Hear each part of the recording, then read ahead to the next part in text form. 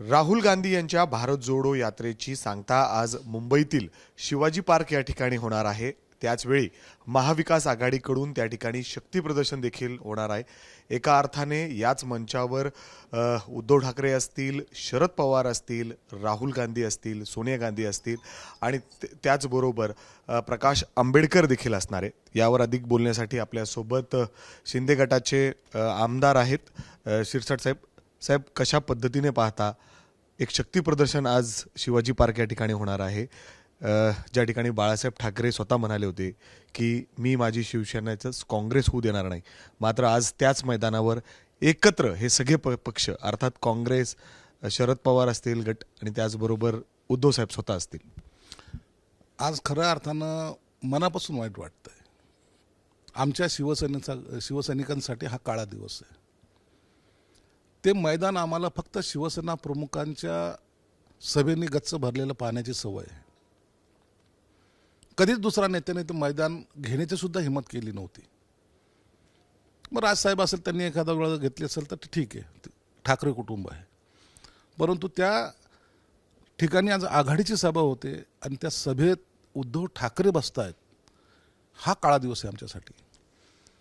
हयातभर शिवसेना प्रमुखांनी पूर्ण हयात त्यांची या काँग्रेस आणि राष्ट्रवादीला टीका करण्यात घालवली।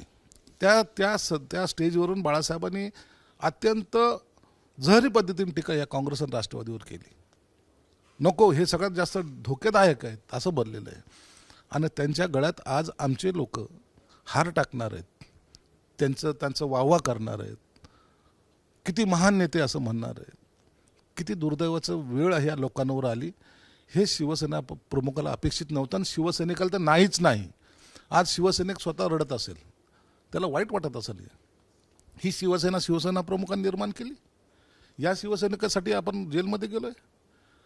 कुणाच्या पदरात तुम्ही आपलं दान टाकताय का? त्यांच्यापासून आज वेगळे राहून स्वतः का लढू शकले नाही?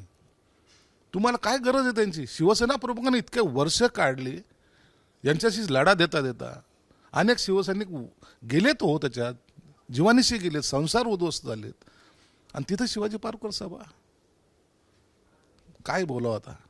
शब्द नाहीत। आज शब्द नाहीत। राजकारण गेलं चुलीत, परंतु अशी घटना आमच्या नजरेसमोर घडते आणि आम्ही ते उघड्या डोळ्यांनी पाहतो। हेच खऱ्या अर्थानं महाराष्ट्राचं दुर्दैव आहे आणि हेच उबाठा गटाने केलेलं पाप आहे, सर्वात मोठं पाप आहे। त्याचवेळी जर आपण बघितलं तर एक शक्ती प्रदर्शन देखील त्यांच्याकडून होतोय। मोठ्या प्रमाणात गर्दी त्या मैदानावर जमवली जाणार आहे। जोरदार तयारी त्या ठिकाणी सुरू आहे आणि जोरदार टीका अर्थातच म्हणजे विरोधकांवर काँग्रेस, भाजप असेल, शिंदे गट असेल यांच्यावर होणार। मला एक सांगा, आता तिथं काय घोषणा होणार आहेत? जय भवानी जय शिवाजीची घोषणा होणार आहे? गर्व से कहो आम्ही हिंदू आहे असं म्हणणार आहेत? काय घोषणा देणार आहेत ते लोक? अहो, गुलाल उधळत आम्ही यायचो, ढोल वाजवत यायचो, ट्रकच्या टपावर बसून यायचो आम्ही आणि तिथं आज गर्व से कहो हिंदू आहे म्हणा। द्या घोषणा, तुमच्यात हिंमत आहे ना? हिंदुत्ववादी आहात ना तुम्ही? द्या घोषणा, द्या म्हणा गर्व से कहो आम्ही हिंदू आहे। जा सावरकरच्या त्या स्मारकावर जाऊन तिथं नतमस्तक व्हा। कुठं तुमची नीतिमत्ता? कुठे तुमचं हिंदुत्व? आम्ही घरं पेटवणारे नाही, चुली पेटवणारे आहोत। तुमच्या घरात कधी घुसतील ना ते तुम्हाला कळणार नाही।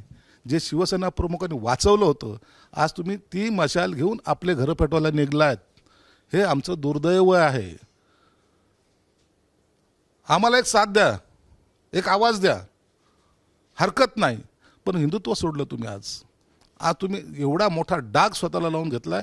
आता महाराष्ट्राची जनता तुम्हाला माफ करणार नाही। लोकसभा आहे आता लोकसभेमध्ये तुम्ही प्रचार कराल, राजीव गांधीचा फोटो लावून प्रचार करा तुम्ही आता। साहेब, तुम्ही लोकसभा म्हणालात, काल सुद्धा तुम्ही 2 दिवसा अगोदर तुम्ही म्हणलात की खूप मोठी इन्कमिंग आमच्याकडे होणार आहे, तर काही हालचाली तसे दिसतायत आहे काय? कंटाळले होतो लोक। आयुष्याचे अनेक वर्ष शिवसेनेत घातल्यानंतर, शिवसेना प्रमुखाबरोबर घातल्यानंतर त्यांना जे असं चित्र दिसते ना, म्हणून लोक कंटाळलेत आणि म्हणून आता ही इन्कमिंग आमच्याकडे जोरात होते। अनेक आमदार आमच्याकडे येत आहेत। उद्यापासून तुम्हाला ते सर्व लाईन तुम्हाला दिसेल। आजही नंदुरबारचे पाडवी म्हणून आमदार जे होते ते आपल्याकडे येणार आहेत अशी म्हणजे सूत्रांद्वारे माहिती येते समोर।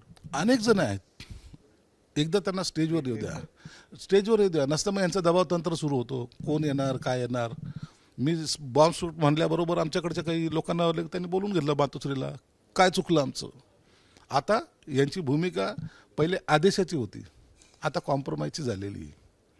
आता आदेश पद्धती नाही चालत, आमचं काय चुकलं नका ना करू असं, हे जे आहे ना या भूमिकेत आलेत. म्हणून आता त्यांची नावं घेणं योग्य नाही, परंतु इन्कमिंग आमच्या जोरात आहे.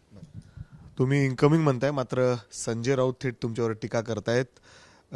जर आपण बघितलं तर जी 400 पारची घोषणा आहे ती आता हळूहळू कमी होऊन 200 पर्यंत आलेली आहे आणि आम्ही राज्यामध्ये महाविकास आघाडी 40 पार करू हे नक्की. हे बघा, त्याच्या घोषणेला किंवा त्याला राजकारणाचं नाही, त्याला फक्त पालखी वाहण्याची सवय आहे.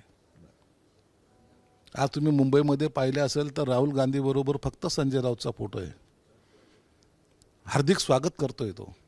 बाळासाहेबाचा फोटो नाही आहे, उद्धव साहेबाचा नाही. त्याची राजकीय महत्वाकांक्षा वेगळी आहे, म्हणून त्याला असे स्टेटमेंट करणं गरजेचं आहे. तुझ्या पक्षाचे किती निवडून येतील ते सांग ना. कुठं तू नॅशनल लेवलचं बोलायला लागलास? तुला कोण विचारतंय का कोणी?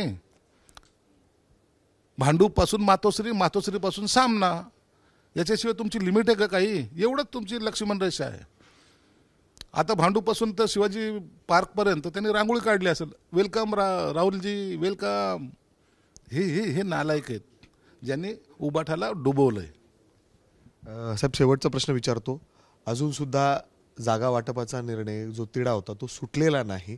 आज पुन्हा एकदा एकनाथ शिंदे दिल्लीच्या दिशेने रवाना होणार आहेत अशी प्राथमिक माहिती आहे आणि हा जागेचा तिढा सुटेल. कुठं अडलाय आणि काय फॉर्म्युला असणार आहे साधारण?